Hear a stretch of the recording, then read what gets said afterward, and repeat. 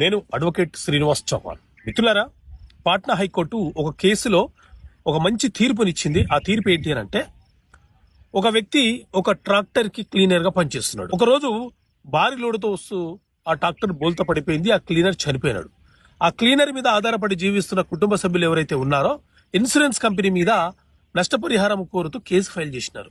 కింది కోర్టులో నష్టపరిహారం చెల్లించమని చెప్పి ఇన్సూరెన్స్ కంపెనీ వాళ్ళకి కోర్టు తీర్పిచ్చింది.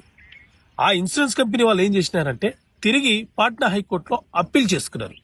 ఈ అప్పీల్ పిటిషన్ నెంబర్ 443 ఆఫ్ 2019. వాళ్ళు ఏం చెప్పుకున్నారు అని అంటే, ట్రాక్టర్ కి క్లీనర్లు అనే వాళ్ళు ఉండరు, ఆ చనిపోయిన వ్యక్తి అసలు క్లీనర్ కాదు, అలాగే ట్రాక్టర్ నడిపిన వ్యక్తి ఎవరైతే ఉన్నారో డ్రైవరు, అతనికి లైసెన్స్ లేదు కాబట్టి ఆ నష్టపరిహారాన్ని ఇన్సూరెన్స్ కంపెనీ భరించదు, మేము బాధ్యులం కాదు, ఆ నష్టపరిహారాన్ని ఆ ట్రాక్టర్ యొక్క యజమాని మాత్రమే భరించాలి, కాబట్టి వారు భరించేలాగా తీర్పులు ఇవ్వండి అని చెప్పి పాట్నా హైకోర్టులో అప్పీల్ చేసుకున్నారు.